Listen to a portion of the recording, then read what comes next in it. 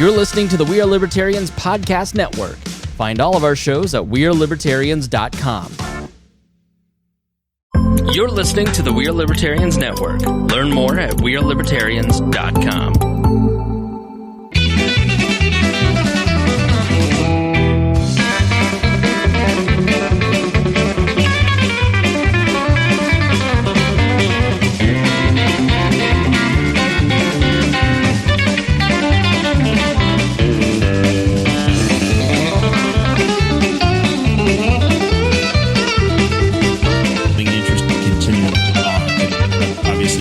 When the county renews a bond, essentially the tax rate stays the same and they extend the payment out, so that another taxing entity doesn't get to slide in and recover some of that money when the cap is in place. Are you still interested in funding the county through these maintenance bonds like they have been? No, I think that's a really bad way to go. I don't know what other ways there are, but I know we need to find different ways to get out of it. Because the bonds, they're not doing us any good. They're costing us money. All right. We're going to talk a little bit about the American Rescue Plan. The American Rescue Plan, of course, is something that allocated funds from the federal government to localities due to the coronavirus pandemic. And Henry County was given $9.3 million in American Rescue Plan funds.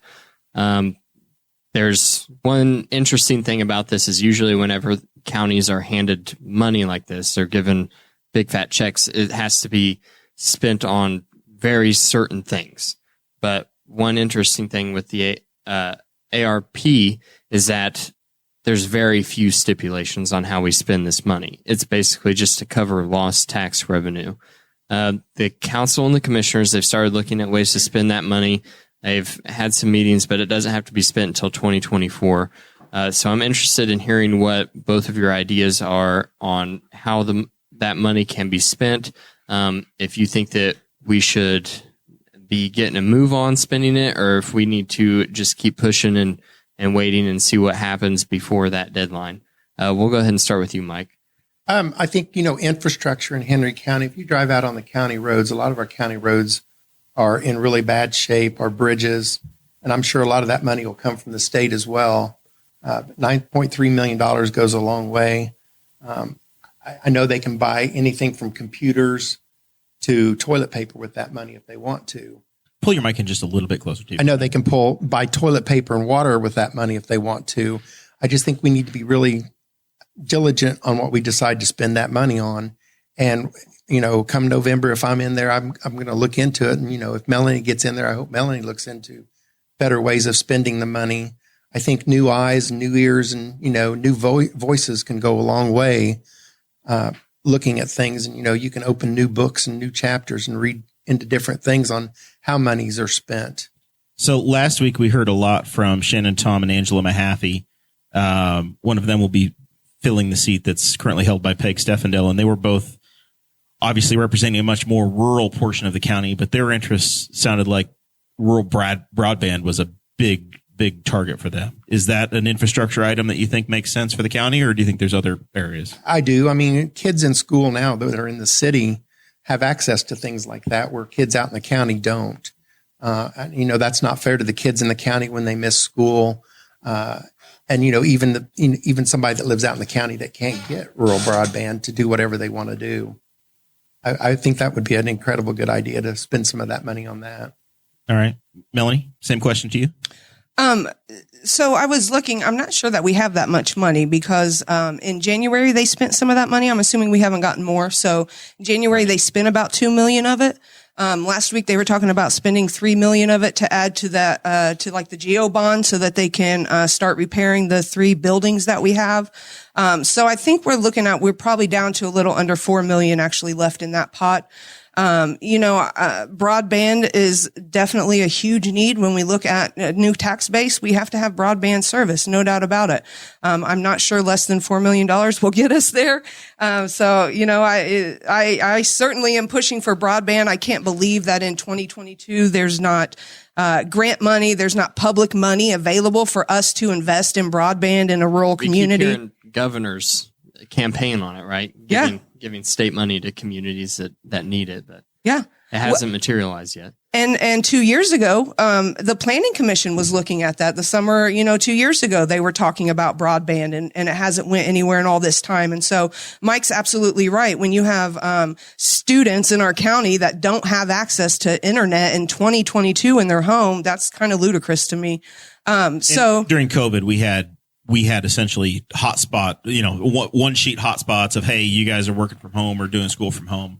Here are places in the community you could drive to get your schoolwork done. As we were all living this virtual life. Right. Yeah. Not what the you parking lot of McDonald's. Not what you expect in 2020, right? Yeah. The library, everybody sitting outside the library, right? Yeah. So absolutely not. And that's not conducive to learning, right? They're going to be our future leaders here. So, where we should spend that money, I would like to see what's left of it be invested somewhere that we're going to get a return on it, right? We've got to start not just spending money, but figuring out how to generate money. How do we get money coming in? How do we increase the revenue that we have? And so that would be my goal is that last amount that we figure out a way that we can invest it and it benefits everyone and we get some return on it. It's not just a one and done. So you led us there. How would Melanie Wright grow the tax base? What can you do from a council seat to say, hey, we're not going to raise taxes, but we can get more investment in the community or get higher paying jobs or more parcels so that tax rates don't have to go up, but the coffers do better. Mm-hmm. And I think it's continuing to build on what we have, with the work at the economic development, continuing to work closely with economic development. Again, thinking outside the box, we have an amazing career center at the high school. How could we leverage that career center? Lots of different ways, right? To pull in businesses that, we could create a stream. So they're in high school, they're learning this trade in the career center, and then they're going straight to work for you, as this new factory or this new manufacturer here in the area. Technology, we've got to pull in technology. I mean, it's the biggest growing industry. So we have got to get, some technology, factories isn't the right word, but we need to get some of that industry here locally. That will help build our community. Things like how do we invest in better childcare? Broadband is so important to getting people here. I just think there's a lot of things that we can leverage, that we can think outside the box to get things done. And we don't do that. We do a lot of this is how we've always done it. Let's do it that way. And that I don't think is working for us. Solar and wind at all? Solar and wind? For investment or as a tax base? I'm not going to touch that. I think solar and wind has been settled in Henry County. So, I'll just let it ride there. All right. Mike, same thing for changing the tax base. Newcastle hasn't had a new housing addition in probably 20, 25 years. Newcastle needs new homes. Newcastle needs new additions, new places for people to live. And in order to get people to come to Newcastle to work or even work in what we have here, I think we need better housing. Newcastle has a lot of dilapidated homes, whether that be tear them down, redo them or whatever. But like I said, if Newcastle were to get a new housing addition, it would bring in a whole new tax base for Henry County. A lot of times bringing in new businesses is not a good tax base because we give them a tax abatement. And, you won't see any good taxes coming out of a new business other than the employees that work there for 10 years or longer. So, I think like Melanie said, we're going to have to think outside of the box on how to get things here. And I'm really in favor of a new housing addition going in someplace in Newcastle or Henry County. So you touched on a bedroom community approach. Correct. You touched on tax abatements. What are your feelings on tax abatements for businesses in the county? Unfortunately, that's the only way a lot of businesses are going to come to Henry County or to any county. If we don't give them, then Hancock County will. Correct. Or whoever. Or whomever, Delaware County or whomever. It's an ugly cycle, but whether I'm for 'em or not, it's something we need to look at. Melanie, I'll let you answer that one too. I agree. I think they're a necessary evil, although I would like to see a goal where, I think the issue with the tax abatement is we're not in a position to be giving up any money. And so people get upset when they see that we do that to get a company here. If we were in a position where we really did have a balanced budget and we were able to take care of what we needed, it wouldn't be so bad to give a company an abatement to get them to move in here. That's a good investment. Right now, it's hard to say we should be making, those kinds of investments, when we can't, pay our employees what they should be paid. But then it's a catch-22. If you don't make those investments, then you don't, theoretically possibly get the money that you need to get people where they need to be. And every county around us is fighting to get Absolutely. new business. So, like Melanie said, it's an evil thing. So, Mike, tell me about your view on county buildings. I know that there's a study that's happening now, and the county has essentially 3 big buildings. The Justice Center, the annex next to the Justice Center, and the courthouse. Your view on investing maybe some of this ARP money or other money into maintenance and in future support of those buildings. How, I guess, we don't know what the next 4 years, 8 years, 12 years is going to look like if you're in a council chair. But how would you structure yourself to be able to take care of the assets the county already has? I'd like to really see what, the new buildings are going to be used for. Are they necessary for the county or not? If they're not necessary for the county, why are we going to spend money on them? That's money that we don't have to spend. We need to see what buildings we have and what we're using them for. And if we're just buying buildings to be buying buildings, why are we doing that? Right. But maintenance of the existing buildings that are housing active. I'm not really sure what kind of maintenance they use, if it's county people they use or if they hire it out.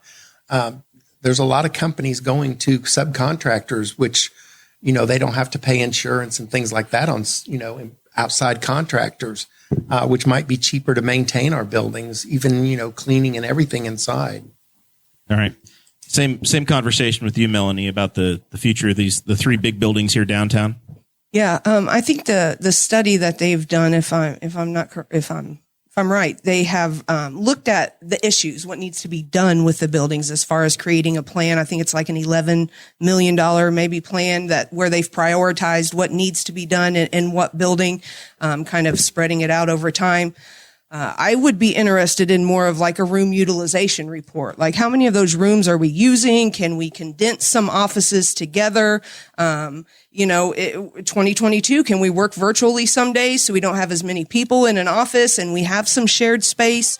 I would be interested in seeing that. If we could share some areas and, not that I would like to see get rid of one, but maybe we could invest in fixing, what we need to use, what we absolutely need in order to function, as an efficient government. And then maybe look at a capital campaign or something to renovate one of the other buildings. The old courthouse is fairly old, can we get it on? Maybe it's on the National Historic Register. I don't know that, but could we look at that? Is there any money tied to, that historic building that we could use to renovate it? So, I wouldn't throw public money at it right away until we really looked at who's using what space and do we, and maybe we can't get rid of any space, but I feel like that's due diligence. We only have county government like 4 days a week anyway, so you can just have like $5 for a tour on the days we don't use the buildings. There you go. Okay. I like it. When you're talking about capital solutions, are you this is what comes to my mind, and correct me if I'm wrong. But do you mean like condensing our county employees and then maybe trying to have some other type of business use that space that we would save, and then like subleasing places or something? Possibly. When I said capital campaign, I meant more like a fundraiser, right? Like donors and people, we could maybe raise some money. But that might be a solution as well. That is a tough sell, Melanie. Listen, okay, guys, I know November 10th we're paying our property taxes, but November 12th we're going to write checks to pay for that extra part of the building because we're going to put up some new I wasn't wallpaper. trying to put words in your mouth. I was just trying to get clarification. Yeah. No, I appreciate it. Not at all. You got to have to be real good at sales. Hey. Stranger things have happened. All right, so we talked a little bit about the money. I saw a comment come across the come across a live stream about using that money for the Expo Center. I think it was made in jest, but the Expo Center Memorial Park is kind of a controversial project that's been going on. Started using like private funds. Now it's kind of in this in-between state. I want to get your guys' opinions on whether the county should be putting money towards the Expo Center, or if you think that we should just let it hang out, or what are your guys' plans for that? We can start with you, Melanie. Sure. So, the Expo Center, dun, dun, dun, dun, right? Yeah. Tough talk. So, I have a really hard time using public money to fund private jobs, fund private buildings and projects. The food and tax money, had they gotten that money, that's a different process, right? That grant's open to everyone. And so that's not specifically what I'm talking about, but the council putting up the money, public money to finish the building, and then letting a private entity control it. I struggle with that piece of it. So I think if we were to finish it as a county, then we should have control over it and decide what that building's going to be used for. And it should be ran by the county. Is that something that you would advocate, that you want the county to take control of it and then finish it? Or I would advocate that over just finishing it. Yes. And honestly, it's an eyesore. That's our park, right? That's regardless of how we got to where we're at right now, that's where we're at with it. And so, a lot of us have memories of that park, and I would hate to see it go down like that, right? Because especially that part of the park, right? Absolutely. And it's almost like, we've got into a peeing match. I don't know. Can I say that? Right? After 8 o'clock, you can say a pissing match. Right. And that's kind of, I think, what we've gotten into. And so I think we need to take a step back. We need to let some emotions die down, and have a conversation about it. And I'm not just talking about us 7 council members and 3 commissioners. We need to have some public forums, and we need to talk to people and see what they want us to do. Where we want to go there. All right. Mr. Regner, what do you think on the Henry County Expo Center? Tom Saunders, the reason this is in the question is because when the Expo Center crowd was applying for food and beverage money, Tom Saunders said, look, if this doesn't get funded, there's a very real possibility that the county is going to end up with it back in their hands. Money didn't come to it, so now there's a chance that the council is going to have to do something about it. If you're in that chair, what's Mike Regner's view? Well, when they started that building, it was sold to the community as a non-tax based building. And, Melanie said it's a private owned entity that is working on it. There's a lease for it, but it is county owned property, right? It's a lease for it, but it's county owned property.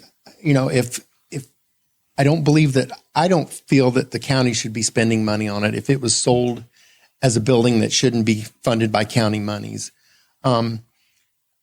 I wouldn't be opposed to the fact that, they try to find somebody else to open it for something else that would be conducive to what we have out at the park. But an expo center, I've never really been sold on an expo center in a park where kids are playing. I find that really kind of like putting a jail in the middle of a playground. So I've never been a big person for funding that building with county money. And it would be a really tough sell for me to go that route. The county decided against it once before, as the council members and everybody else, and they didn't get any money from the Food and Beverage Committee. So I might be just really hard pressed on spending any of the county's money on that. Well, you do have $1.2 million that the county funded 4 years ago to start the project. So the county's involved, right? It's just a matter of if we want to get any deeper involved. What happens now? I built homes for a living, and, they spent all that money on the parking lot. And that whole parking lot is going to have to be redone again, what they did before. And that was probably $500,000 to get that parking lot packed and ready for pavement. All right. Let's, do you guys have any feelings or comments about the management and the guidance for Memorial Park? Obviously, the county has responsibility for a number of park buildings and the Memorial Park Board and funding activities in the park. Do you have any vision or expectation for the way Memorial Park and the board should operate? I'll go first. Yep, sure. We'll start with you. I know they've been through a their second park superintendent in the last 3 years. I know this past weekend was just an absolute great thing. What the new superintendent did out there. There was cars like I've never seen out there before, and I'd really like to see the new superintendent move forward with her new ideas and things. I think a lot of the park board is still stuck in the past. We need to open our eyes and move forward with what we do at the park, and letting new things go on in the park. But I still think we need to keep the aesthetics of the park as it was when most of us were kids. I mean, it's Dakota's still a kid. well, so, I have a kid. So am I. I mean, I just think there's a lot of neat things that we could do with our park. I mean, we need to clean it up. We need to clean that pond up. We need to cut the dead trees out and, just make it a beautiful park again. So, there's got to be monies out there for that. All right. Melanie, how about your views on the future of Memorial Park? I agree. Saturday was awesome. We were out there and spent some time. So Casey did a great job. I think from what I have seen, I can only speak from my perspective, our county government has a hard time letting go. So we appoint a board to govern, and then we want to micromanage them and not allow them to govern. So I would say if we are confident in the fact that we are putting good people in those positions to make decisions, then we shouldn't have an issue with the decisions they're making. And if they're not good people, we shouldn't be putting them in those positions. So I would love to see the park board be able to be a board and govern itself, and not, sometimes I get the impression that they feel like everything they do is a little bit more criticized, looked at a little bit more heavily than other entities, and that shouldn't be the case. They should be empowered to do what we put them in that position to do. Have you done this before? I have not. That's like a segue right into our next topic about boards and how they operate. Oh, wow. So I guess this is a two-parter. One is, which boards are you interested in participating in? And I know that there's the Planning Commission. There's other other boards that council has appointments to. And then I guess what you're looking for as you make citizen appointments. What your guidance is for how the citizen appointment process should work. Sure. So the boards I would be interested in, of course, with my criminal justice background, community corrections, the sheriff's department, the jail advisory board, JDAI, which is the Juvenile Detention Alternatives Initiative Group, anything, prosecutor, the courts. I would love to be a part of that, but I would love to be on the park board as well. I would love to be that liaison. So I am pretty strong in the relationship area, so I'm not really worried about what board I would be on. I just jump right in and learn what they're doing and see how I could contribute. As far as citizen appointments, I got to be real honest. I just feel that we should be posting those and people should be applying for them. Everyone should have a chance, and we should be going through and picking the people that are best for those positions. I'm at Ivy Tech, we're big on strength building. And so, I'm really big on what are people's strengths, and let's put them together and leverage their strengths to get a positive outcome. And so that's how I feel like we should do citizen appointments. I don't feel like people should just, we're going to appoint so-and-so to this board. Everyone should have a chance. All right. I agree 100%. I think, whether Newcastle has the good old boy system or whatever, I think we need to do away with that. If you're applying for the park board, you should apply for those positions. And we should pick through all the resumes and things like that, see who's the best suited for any of those positions. I applied for park superintendent 4 years ago, and unfortunately, I didn't get that position. But I'd love to have had it because I have some good ideas out for the park, and I'd love to be on the park board. There's a lot of neat things that can be done. Just a lot of neat things. We have a lot of history out at Memorial Park. So, as far as your interest, I guess tell us about your skill set and your interest in. Obviously, you would come to council meetings and be responsible for the financial arm that council has, but also a liaison to another number of different areas. I heard you talk about Memorial Park. Are there other areas of the county that are particularly interesting to you or intersect with your skill set? I came from a human resources background, and I'd like to get involved with how we do hiring and, committees and things like that, how we run the committees.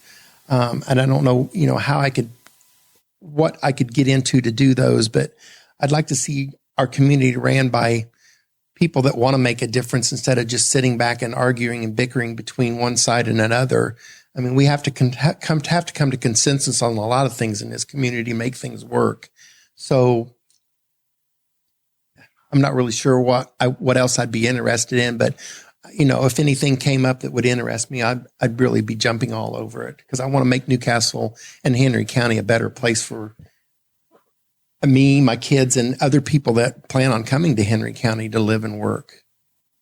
So, Melanie, as we're talking about the county in the future and looking forward, what are we selling? What makes us great? What makes Henry County a landmark? What are we selling to folks as we're trying to grow the community and attract folks to live here? I think we are selling a safe community, first and foremost, a community that truly values its citizens and that values citizens getting involved and being engaged. We're selling all the things that are here to do the historical landmarks. They did the passport around the county of all the amazing, buildings and things that we have here. I mean, I just think that we're selling this a safe hometown community. And unfortunately, there are some areas I think that we need to improve to truly make that a good sell, right? But with what we have now, absolutely. It's our hometown, the hometown value. It's Newcastle, right? It's Henry County. Any chance we can get a commitment that Dakota can legally keep his chickens? She has no control over that. Well, I mean, if she has a chance at the planning committee, we don't want to short circuit that. I want chickens too. All government has control over your chickens, Dakota. Mm. Are you in favor of backyard chickens then? I don't know enough research about backyard chickens to give you an opinion. This is Dakota's pet project. I'm going to tell you right now. It doesn't matter if you say yes or no. I'm going to keep them. I would ask why do we not want you to keep them? What's the flip side of the county? The county has an ordinance right now that says that if you have livestock, you need to have 5 acres. There is no exception of agricultural land. There is no exception for backyard chickens, for 4-H projects, for coming out of a pandemic and somebody that wants to put eggs in their house. There is no exemption. You are supposed to have 5 acres to live in this community. So has that been revisited recently, or is that like just a super old law and you're wanting it revisited? Most people in county government that we talk to don't realize that that's the case. Okay, but it's been Dakota's pet project. Yeah, for the entire time on this show. By pet project, he's just ignored it and built a chicken coop. I was going to say, what do we need to do to get it done? I didn't do it when I lived in Newcastle. I'm all about Dakota's chickens. The county commissioners need to change the ordinance, and the planning commission, which allegedly one of you two will have an appointment to, is involved in that process. So it's a germane question to the conversation. Dakota's just too shy to ask it. A lot of counties are revisiting it and allowing it. Indianapolis has backyard chickens, but if you live out in rural Henry County, say in Spiceland Township, there's a good chance you're a criminal. If you have 4.5 acres and four pullets, you are violating the law. You're only a criminal if you've been caught. Just saying. True. So, Mike, what is Henry County selling? What's great? What is the elevator pitch to this community that says, hey, so and so, bring your jobs to Henry County. If you want to be a bedroom community, move to Henry County. What makes us great? What are we selling? Well, I mean, Newcastle is an hour from Dayton Airport, an hour and 20 minutes from Cincinnati Airport.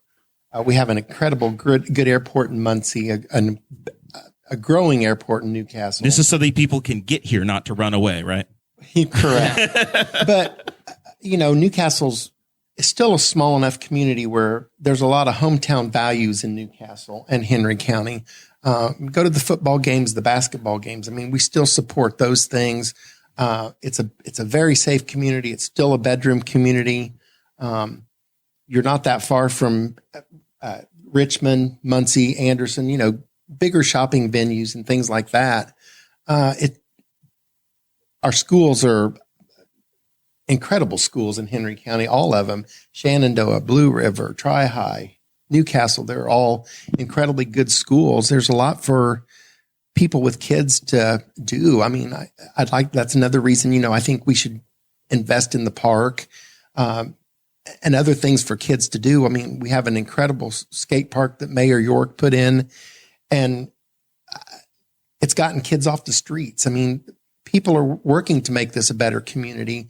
And I think that, whether it's Melanie or myself, it's something we should work harder towards and strive to make it. I mean, kids, if you don't have a community with kids, you have nothing. Kids are what make the future. So I just think we need to make this community something where we have things for our younger generations, our teenagers to do. So former councilman and friend of the show, Nate Lamar, he was a Henry County Council president. He used to talk about the brain drain in Henry County and trying to combat having kids go to school here, grow up, go to college, and then never come home. In my entire existence, I'm pushing, my next birthday is I think there's going to be a 4 involved in the number. And Henry County has been right at about 50,000 people my entire time I've lived here. What can Henry County do to hold on to young people like Dakota or those of us that are still have 2s and 3s and 1s in our first number? What can we do as a community to curb that brain drain? That's a real tough question. I have 2 kids that, both moved out of Henry County, or both moved out of Newcastle for their jobs and their careers. I think if we grow our business and bring businesses to Henry County that are reputable, and businesses and companies and corporations where they offer to our community first, and future generations that could move up in the company, other than just a factory where you have 200 or 300 people working and, no room for growth. Boar's Head's a good one. I mean, Boar's Head's been good to Henry County. They promote from within. They don't bring people in from outside. And I think we need things like that in this community, where they're going to look at what they have instead of bringing in new people from outside. Yeah, you've seen have you familiar with the Make Move program that Henry County's gotten into, yes, where you're basically trying to attract, say, tech workers, tech jobs, and people to come to town to try to bring some high paying opportunities in. Right. I mean, we're right in the middle of, some major interstates, 70, 69, 38, 36, and things like that. 69 and I-70 go virtually anywhere in the United States.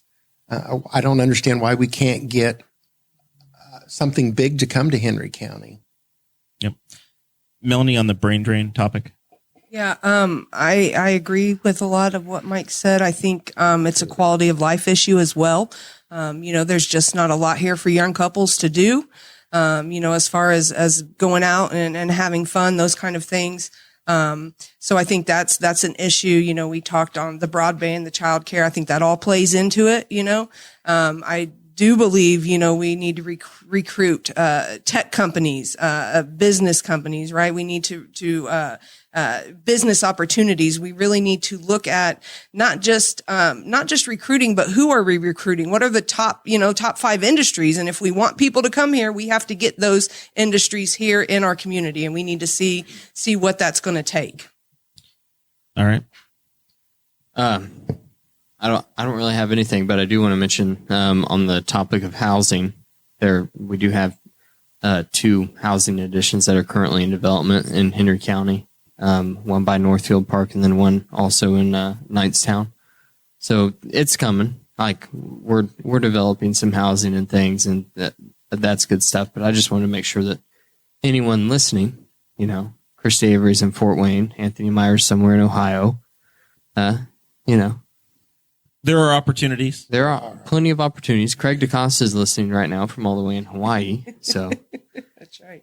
Craig has visited Henry County as a tourist. That is how dedicated he is to this. We brought him here, but the council didn't give us a tax abatement. So we share story time real quick. I don't know if Melanie and Mike are familiar, but we share an office with Brian Nichols, who hosts the Brian Nichols Show, and he has his job with Stratus IP. He visited Henry County 2 years ago. I guess it was just summer of 2021. Yeah. to a pool party. We had about 50 people from the Wall Network. That's our big master network that makes the show happen.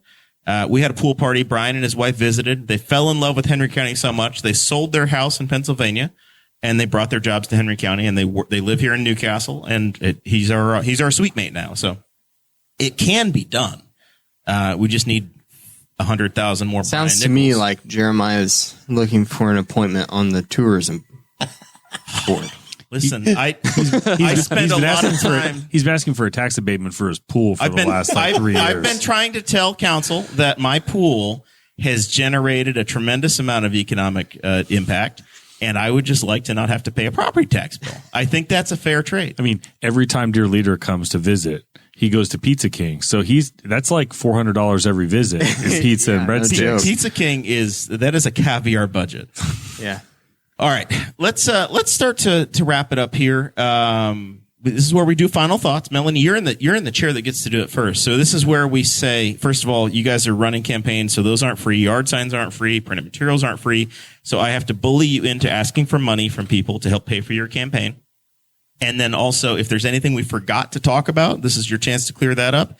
And then this is where you're also supposed to ask for volunteers, because I know getting to doors isn't easy. So Awesome. It's all yours. Can I describe the district first? Absolutely. Can I try to describe our district? So on the south end, I believe we are at 400, right off of 103 there. Is that 400 south? I always get confused on county roads. Yep. 400 south. Right. 4 miles south of the courthouse. There you go. And so we then go to the west side there of 50, which becomes Main Street. On the east side, we are at 300 east. And then we come up, we kind of cross a field, so we don't have much out by Riley School. When we come up through town, we come up on 103, 14th Street, and we go down, 14th Street. When it splits, we take the 14th Street split. We take, M Avenue east till we get 1 block to Cherrywood. And then we take Cherrywood about 3 blocks up to J Avenue, I believe. Take J Avenue east 1 block over to Roosevelt, which takes us to G Avenue, which becomes Woodlawn. J Avenue is one of our least known avenues. Oh, well. Q gets all the attention. Yeah. J, nobody knows about it. All right. So J Avenue, and we get to, it becomes Woodlawn, right? And then, Woodlawn takes us to Bundy, and we come north there on Bundy till it splits there at 11th Street. And we take over, Cherrywood all the way halfway through Jiffy Lube, over to the area behind KFC. And then we come up to just, the east side there of the Eagles, up to Ron Lampkey Road, which is the prison road. And that takes us back over east to 300. So 300 is our east border all the way. Not quite a perfect square, huh? Not at all. Not at all. Well, here's the problem is that they've got it's based on how many people live there, right? So you have to take the county population and divide it in quarters. So essentially, you need to find a way for 12,000 people to be in your town, in your district, right? Yeah, absolutely. All right. And how do people volunteer? Yeah, so we are canvassing Saturday morning. You can meet us 10 a.m. at Lowell Park. I am on Facebook. Facebook.com/Mel Wright District 2. I do have my Act Blue link there, so you can certainly donate. You can email me at melwrightdistrict2@gmail.com. I do have to plug, I keep hearing we don't vote for Democrats in Henry County because we don't have any, but I believe we have 20 plus on the ballot this time. So that's a shameless plug there because we're doing it. We're trying to. Tomorrow morning, we're doing donuts and coffee at the courthouse. So come grab some donuts, grab some coffee, some hot chocolate. What kind of donuts? What kind of donuts are Jack's we talking about? Donuts. Jack's Donuts, a variety. So come grab them. Next Saturday, we have our big Halloween event from 1 to 3. So bring the kids out. Lots of characters for pictures, a candy shoot, games, the whole 9 yards. Wonderful. Where's the Halloween? That's at Democratic Headquarters, the UAW Hall. Thank you so much for joining us, Melanie. Hey, thanks for having me. I appreciate you. We appreciate you hanging with us. Mr. Zach Burcham, you got any final thoughts? Yeah, I know you're out at Summit Lake for the Spooktacular this weekend because I'm parked pretty close to you. Yeah. You're running the 5K? No, because there's a 5K in the evening at the Y. How many 5Ks? You've done a marathon. I can't do two 5Ks in a day. I'm too broken for that right now. No. I don't believe that for a minute. I did get the fortune. I was marking the course for the 5K for the Y and did not remember that 16th Street is currently gravel. And so I had to revamp. So it's like an off-road event. No, I had to revamp a 5K course and make it accurate using city streets in about 20 minutes. That's about what I had to fix it, which I managed to do. So if you see people running out around like Gardner and North Main, don't hit them tomorrow. But the snake that fell next to me last weekend was not 3 feet long, but I did have a snake fall out of a tree and nearly hit me last weekend. So I'm still recovering. We said it was 6 feet long. 6 feet. Yeah, this is Patreon. It wasn't that How long was it? Listen, you're not here to defend yourself last week. Don't get in the way of our embellishment of your story that you lied to us. I don't feel like I need to embellish the fact that a snake fell 30 feet out of a tree next to me. It's your story. Well, I was camping. Yeah. My wife tries to make it more about her and she was sleeping in a hammock, but, she has it rough. But no, keep it out. There's all kinds, as Melly just said, there's all kinds of stuff going on the next couple of weeks in town. For all the people that are local, Halloween is going to be on Halloween. Shocking. I know. Cause it's a Monday from 5 to 8, I believe. But other than that, yeah, keep it out. There's all kinds of stuff, trunk or treats and all kinds of events going on. All right. Mr. Mike Regner, thank you for being with us, man. We appreciate it. It's good to get to meet you. Name with a face. We've seen the signs popping up around town. I guess this is where you can final thoughts, things we forgot, issues you're concerned about, and how people volunteer to help you push you over the top here heading to November. I'm almost done with my signs. I've passed out all my pamphlets and everything. I want to give a big shout out to all my Republican counterparts for helping me. A lot of my friends helped me pass out everything. I have maybe 20 signs left to put out, and I'm going to do those Saturday morning. And I really don't need any more funds, so I'm pretty set on those. This is where I'm going to explain because I've already lost 3 elections. This is the way this works. You can keep raising that money and then just be a kingmaker. What the big time machine does is they go raise all that money, keep raking it in, and then they give it away to other candidates, and then they owe them something. That's how the big time politics works. I've seen it done. Wait. I want to stick to my own stories. To owe anybody anything. No. I don't want to have to return any favors to anybody. I'm going to do this on my own merit. Very good. Thank you, Mike, so much for being here. We appreciate you joining us and participating in the process. Dakota? I have a few things. First of all, I want to thank both of you guys for coming. I've worked on a lot of campaigns. I know it's difficult. And I know it's really, really difficult. Very difficult. And I know it takes a lot to throw your hat into the ring. And I appreciate the fact that there are 2 candidates on the ballot. I think that I'm a firm believer that voters deserve a choice. And also thank you guys for coming and talking to us. We always love to show people what their choices are. Well, maybe with one of our new faces, maybe one of us can make a change. I like I like seeing new people come along. We've been doing this 6 years, Jeremiah. So feels like 12. We've seen a lot of faces come through the doors. I also want to give a plug to Weiland's Flowers, the Slick Pickle, and Big Bounce Inflatables. Again, local businesses, we really appreciate them for supporting us and helping. The way that the show works is that we have Patreon, which pays the bills, but we're usually running in the red. And then Jeremiah, he always puts on his salesman hat because that's what he does as his day job. And he will sell a sponsorship once or twice a year. That bumps us into the green for a little bit longer. So those businesses, they really do support the show a lot. So, Yep. If you guys enjoy this candidate series, reach out to those businesses, say thank you, get involved with them, and of course, if you want to support the show yourself, you can always join the Patreon and get involved in what we do over there too. You get the show notes, you get to be a part of the little community, get added to a Facebook group, and it's generally us making fun of Dakota. Yeah, and then lastly, and maybe you can make fun of me for this one. I want to give a shout out to Were you driving that Buick out on Broad Street? It was the same Buick I used to have. It looked very familiar to the Buick you bought from John. It's over funny at you mention that because I was with my dad right before I came here, and I was like, it being a Buick makes me think it might have been an elderly person. And he said, "You had the same Buick, the identical Buick. Yeah. It's just so luxurious that you fall asleep with that heated steering wheel and the heated seats and the fine." Chinese leather that's in it. And they went full. I don't. Maybe this was a stunt you did for Boss Hog, Dukes of Hazzard style, trying to launch. They didn't even make it to the river. Yeah, they landed on the near side end bent. What I really was going to do was give a shout out to Rugged Earth Outfitters, the newer clothing store. I don't have anything from them on. I see you scanning my clothing. I was just curious if you're going to buy a new jacket because the one you've got is torn up. But I bought some clothes. Did you climb over a barbed wire fence? What the hell happened to you?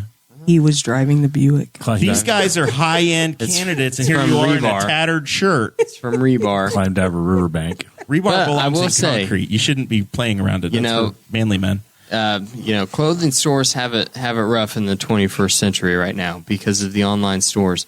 But I went in there. They had some really nice clothes up my alley. I bought a few things. I'll definitely be returning. I would hate to see them go away. So, well, if you're returning them, you're not helping the store stay open. No, I said I would definitely be returning. Oh, okay. I thought you said you bought all this stuff and you're going to return it. No. This is not good for business. The lady did say, and I wear, because of my day job, I wear a lot of like Wrangler, Carhartt, things like that. And I bought a Wrangler shirt and I bought a Carhartt vest. And the lady said, "Do you need to try those on?" And I was like, "No, I know they fit." And she's like, "Oh, okay." And then I was like, "Well, I wear this stuff like every day." And she's like, "Oh, okay." When you go into a store, I think my tone might have come off wrong, and she thought that I was being a smart aleck. Listen, accurate. Maybe Dakota, I should apologize. Dakota, this is a podcast first. Obviously, we're live streamed to the tens of thousands of people. We don't edit anything on the internet. But for those that have never seen a picture, you're a mannequin. Like you know that the stuff they're selling is going to fit. Some of us are unique. And it's an adventure when you go to buy clothes. But when you go, you're the mannequin and you know it's fine. Lots of words. One thing on that is I've noticed with Carhartt, I have a big gripe with Carhartt brand because all of their clothes are 2 sizes too big.